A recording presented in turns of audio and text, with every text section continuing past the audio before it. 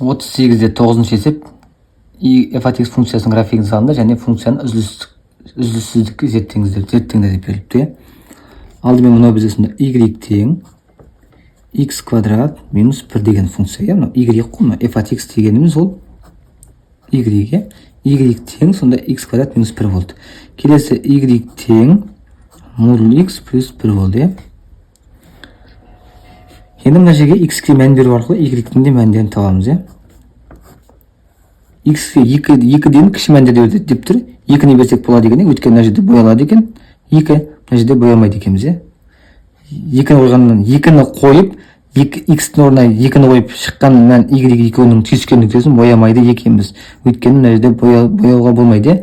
Үлкен депті, 2-ден үлкен мәндерді ал депті. 2-ні алма депті мына жерде. Сондықтан боямаймыз. Келесі 2-ні қойсақ, 2-нің квадраты 4, 4-тен 1-ді азайтам, 3 болады. Келесі 1-ді қойсам болады, 1-дің квадраты 1, одан 1-ді азайтам 0 болады. Келесі 0-ді қойсам болады, 0-дің квадраты 0, одан азайтам 1-ді минус 1 болады. Келесі минус 1-ді қойсам болады, минус 1-дің квадраты 1, 1-ден 1-ді азайтам 0 болады. Келесі минус 2-ні қойсам болады, минус 2-нің квадраты 4, 4-тен 1-ді азайтам 3 болады. Жеткілікті осы. Келесі мынау. X-ке мән беру арқылы y-дің де мәндерін табайын. X-ке 2-ні берейін. 2-ні берсем, модуль 2-ден 2 шығады, қосылған 1, 3 болады. Келесі 2-ден үлкен 3-ті қосам болады. 2-ден үлкен мәнді алып тұр ғой. 2-ні қойдым, бірақ мен қазір алмаймын оны. Өйткені боямаймын ғой. 2 мен 3-тің түйіскен жерін боямаймын ғой. Сонда 3-ті қойсам, 3 қосылған 1, 4 болады. 4-ті қойсам, 4 қосылған 1, 5 болады. Енді мына жерге салайын соны.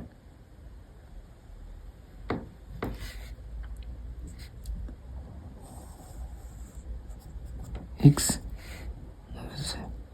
y өсі 1, 2, 3, 4, 5. Мына жерде 1, 2, 3, 4, 5. Мына жерде минус 1, минус 2, минус 3. Мына жерде минус 1 және минус 2 болсын. Мына жерде 0 бар. Енді алдымен мынаны салайын. Мынаны салсам, x-ке 2 бөлгенде 3 болады. Боямаймын. 2 мен 3-тің түйіскен жері мына жер ғой. 2-нің түйіскен жері мына жерде мен боямаймын. Келесі 3 берген кезде 4 болады. 3 берген кезде 4. Енді мен оны бояй берсем болады, өйткені 2-ден үлкен мәнді қабылдай бер деп тұр. 3-те 4-те 5-те шыққан мәнді бояй береді, өйткені 2-ні боямасаң жеткілікті деп тұр мынау бойынша. Оны бояп қойсам болады. Келесі 4 берген кезде 5 болды. Оны да бояп қоямын. Сонда мына үшеуін қоссақ, мынандай бізде түзу шығады екен, былай кеткен шексіз кеткен түзу. Келесі мына жерде x-ке 2 берген кезде 3 болады. 2 берген кезде 3 болады, бірақ бояй берсек болады, өйткені тең емес депті. Тең емес дегендіктен бояймыз. Сонда 2 берген кезде 3 шықты, мына боялады. Келесі 1 берген кезде 0 шықты. X-ке 1 берген, y-ге 0 шықты. Мына нүкте. Келесі x-ке 0 берген кезде минус 1 болды. 0 берген кезде минус 1, мына нүкте. X-ке минус 1 бердім, y-ге 0 болды. Мына нүкте. X-ке минус 2 бердім, y-ге 3 болды. Мына жер. Енді әрі қарай кете береді. 4 минус 3 берсем 9 болады деген сияқты. Бұлай кете береді ғой. Сонда мына функцияның графигі бұлай болып тұр мінекей. Бұлай кете береді мына жағы. Мына жағы шексіз, мына жағы шексіз кете береді. Тек мына жерден шектелген. Осындай график шықты. Бізде осы үзіліссіз ба, үзіліс нүктесі бар ма деп сұрап тұр. Бұл бізде үзіліссіз. Өйткені мына жерде үзіліп еді, қайтадан жалғанды. Бұлай кетіп қалды. Егер мына жерде мынандай боялмай тұрғанда, онда үзіліс нүктесі бар болады. Мына бізде үзіліссіз. Енді осыны біз бұлай графигін салмайық, бұлай да анықтасақ болатын еді. Лимит x ұмтылғанда x 0-ге дейміз. x 0 бізде мына жердегі x 0 дегеніміз ол 2-ге тең. Сонда x 0-ге ұмтылғанда мына бізде x квадрат минус 1. Сонда 2-ні қоямын, 2-нің квадраты 4, одан 1-ді айтам 3 шықты. Келесі тағы да лимит деймін. x ұмтылғанда 2-ге деймін. Мына жердегі апарып қоямын. Сонда модуль x плюс 1. Сонда бізде x-ті 2-ні қоямын, 2 қосылған 1, 3 шығады. Мына жерден де 3 шықты, мына жерден де 3 шықты. Демек бұлар бізде үзіліссіз бар екен. Екеуіне де бірдей мән шықса, бұл үзіліссіз. Келесі екінші есебі. Мына бізде y тең x квадрат минус x минус 1 дейтін функция. Келесі екіншісі y тең модуль x минус 1 дейтін функция. Енді мен x-ке мән беру арқылы y-дің де мәндерін табамын. мына жерге апарып нөлден кіші нөлді қояйын алдымен. Нөлді қойсақ болады екен, өйткені нөл кіші немесе тең деп тұр, сондықтан мына боялады. Нөлді қойсам нөлдің квадраты 0, одан нөлді жетем 0 болады, азайтылған 1. Минус 1 болады, е. Келесі, мына жерге мен минус 1-ді қойсам да болады екен, минус 1, нөлден кіші ғой, минус 1. Минус 1-ді қойсам, минус 1-дің квадраты плюс 1, минус 1-дің квадраты плюс 1 болады, сосын да минус, тағы да минус 1 болады, мына жерде, сосын минус 1. Y-іміз ғой сонда. Мына жерде, мына сонда 1, мына минус 1, мына минус плюс 1, плюс 1, минус 1. Мына екі жойылып кетеді, 1 шығады. Минус 1 бөлгенде Y плюс 1 болады екен, е. Келесі минус 2-ні қойсақ та болады, мына жерге. Сонда Y тең минус 2-ның квадраты 4 болады, сосын азайтылған минус 2, минус 1 болады, е. X орнына апарып минус 2-ні қойып жатырмын. Сонда 4, мына минус 1, мына минус плюс 1, плюс 2, азайтылған 1. 6, 6-тан 1 десем 5 шығады. Мына бізде 5 болады екен. Келесі, мына жерде X-ке мән беру арқылы Y-дің де мәндерін табамыз. Сонда мына жерде 0-ді беруге болады, бірақ қоймаймыз шыққан мәнде. Өйткені тең дейтін жоқ қой мына жерде. 0-ден үлкен мәндерді беруіміз керек негізінде. 0 берсем 0 азайтылған 1 минус 1 болады. Келесі 0-ден үлкен тағы да 1 бар. 1-ді қойсам 1, мына жерге апарып 1-ді қоямын. 1 модулісінен 1-ден 1 шығады, 1 азайтылған 1 0 болады. Келесі 2-ні қойсам да болады, 2 азайтылған 1 болады.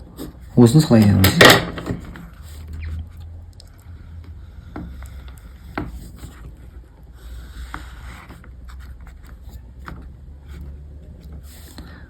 Мына бізден 0, жерде 1 бар, 2 бар, 3 бар, 4 бар, 5 бар, 6 бар, е. Мына жерде 1 бар, 2 бар, 3 бар.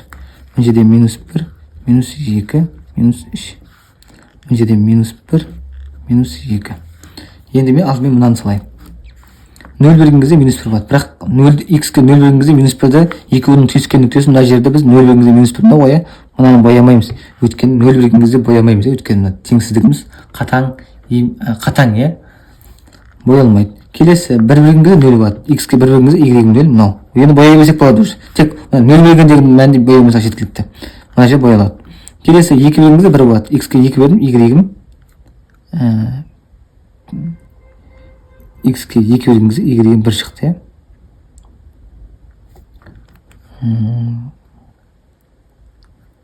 Мына жерде келді.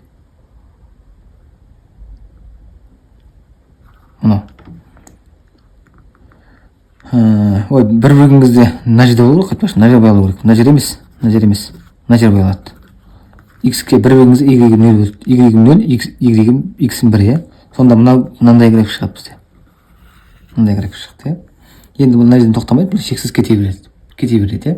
Келесі, біз мынаны салдық, енді екінші мынаны салайық. X-ке 0 берген кезде Y-ге минус 1 болады.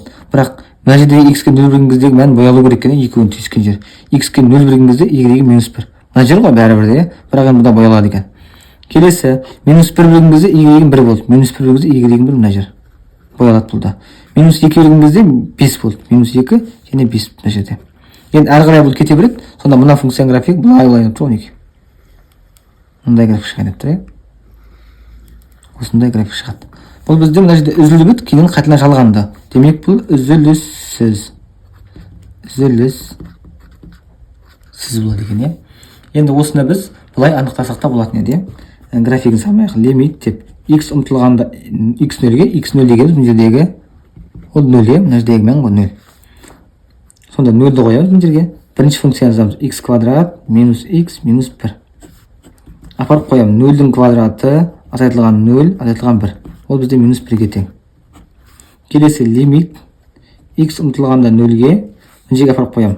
Модуль X плюс минус 2 минус 1. Сонда мына жерге апарып 0, азайтылған 1 болады. Өйткені модульдің ішінде 0-ден 0 шығады. 0 азайтылған 1 ол минус 1-ге тең. Екеуінен де бірдей мән шықты ма?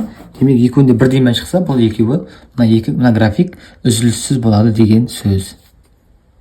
Егер мына графигін салмайық, біз осылайда есептесек болады екен, жалпы экзаменде тестте отырған кезде.